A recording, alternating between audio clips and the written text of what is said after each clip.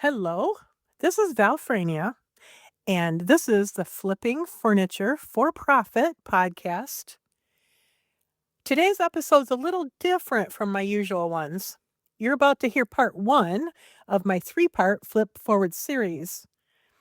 It's a special training that I created to help you and growing furniture flippers move from just figuring it out to I've got this.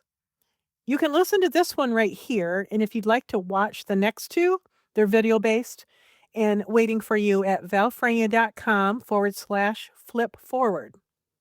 And I'll tell you up front, at the end of the series, I'll share an opportunity for those who want one-on-one help with me and a deeper community inside of Furniture Flipping Blueprint.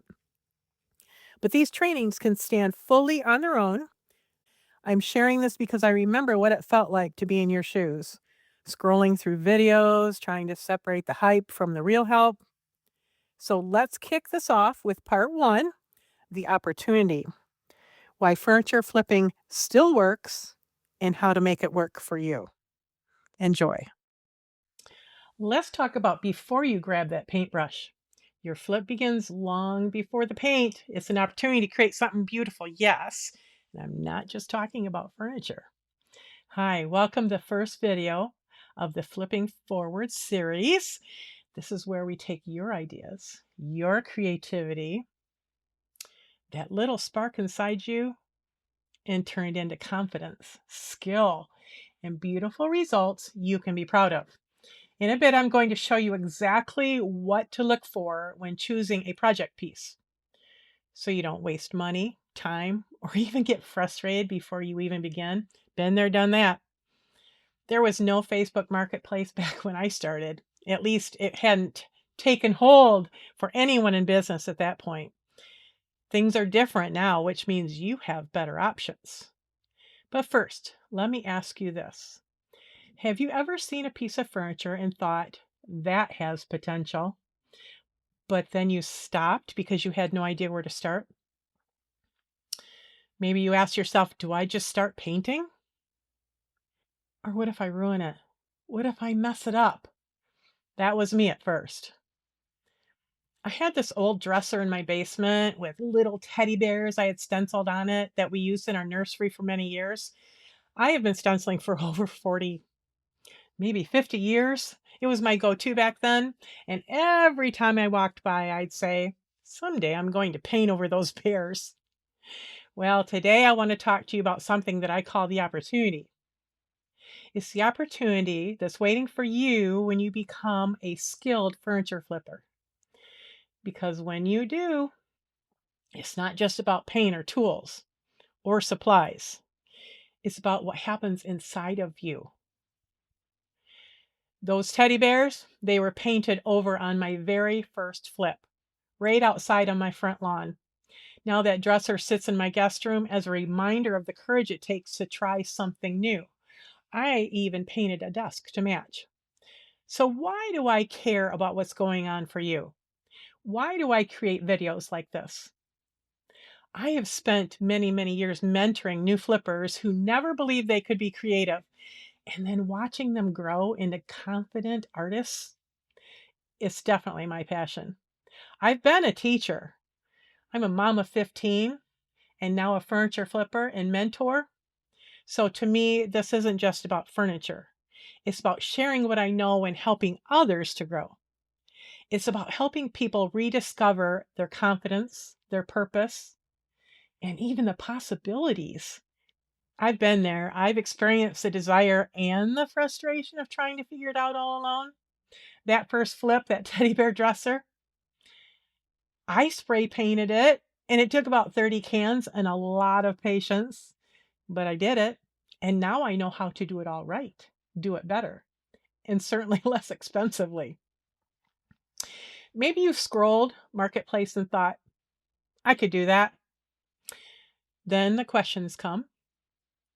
Where do I even find the right furniture? How do I know if it's worth buying? Do I need a workshop or expensive tools? What if I mess it up?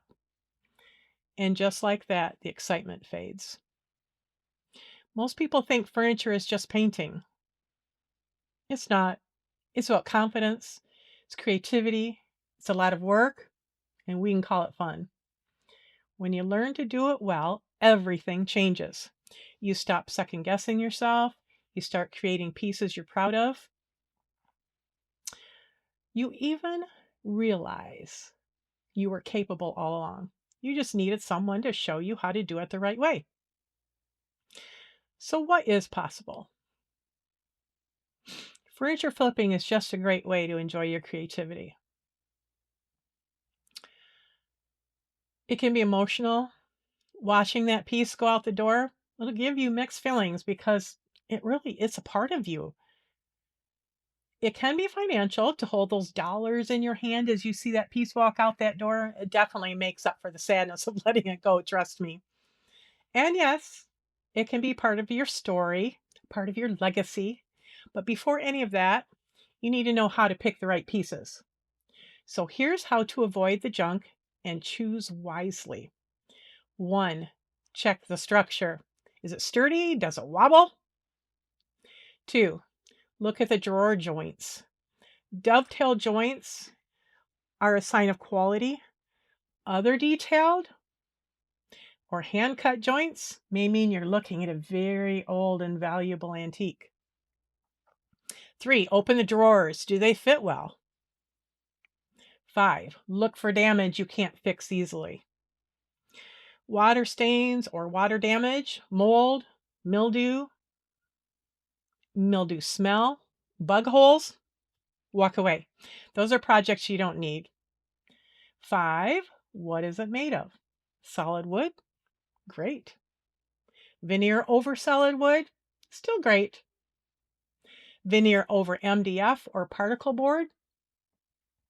Not a deal breaker. Just know how to prep it. That's the important part. And don't get it wet or over sand it. You'll just end up with a mess. And heavy doesn't always mean solid wood. MDF can be very heavy too, so check the underside, the back, the inside the drawers to know for sure. 6. Avoid thick, chipping paint or peeling paint unless you're ready to strip it. Bad prep equals more work for you. Pick cleaner pieces that you can easily and quickly flip, especially when you're just starting out. I see flippers choosing difficult pieces and spend so much time fixing it that the return on investment, the ROI, has shrunk considerably. And if we're in the business to make money, why choose pieces that are extremely time consuming and challenging? Unless, of course, you're doing this to learn, that's great. But realize it will take time and money, so choose wisely. Next, number 7, look past the color. Focus on the shape, the lines, the potential.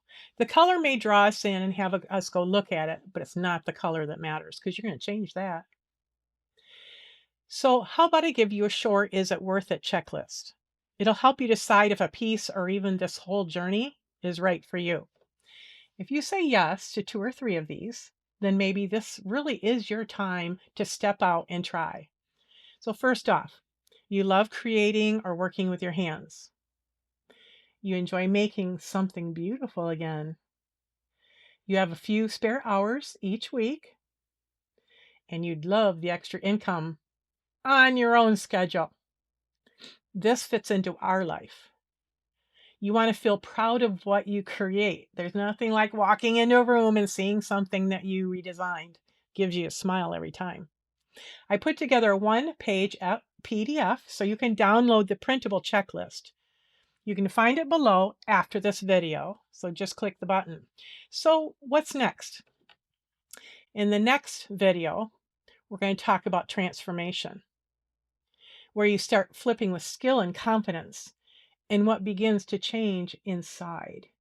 And before I forget to ask, would you please leave me a quick comment? Tell me, have you ever seen a piece and thought, that was potential, but I don't know where to start? Or maybe you've already flipped some pieces? Tell me how it went.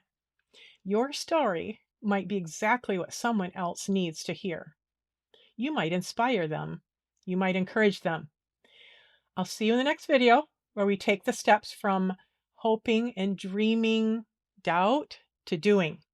If you're stuck, let's get you unstuck and moving forward. Been there, done that.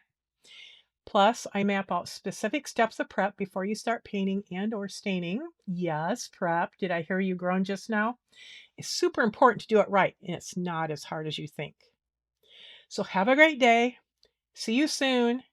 And to all my subscribers, watch your inbox for a link to the next video.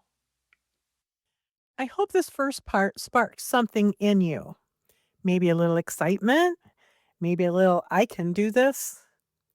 The next step is waiting for you, part 2 of the Flip Forward series, how you start thinking like a creative entrepreneur instead of just crafty. And yes, by the end of the 3rd video, you'll hear about an opportunity to get personal support and hands-on guidance inside my furniture flipping blueprint, because some of you are ready for that kind of help, and I'd love to walk beside you if you are. But here's the truth. Even if you never join a thing, I'll keep showing up here because I care about the newer flipper, the one who's hungry to learn and tired of all the noise. You deserve encouragement, not confusion. So go grab the next video and let's keep flipping forward. One brushstroke and maybe one good laugh at a time. Blessings.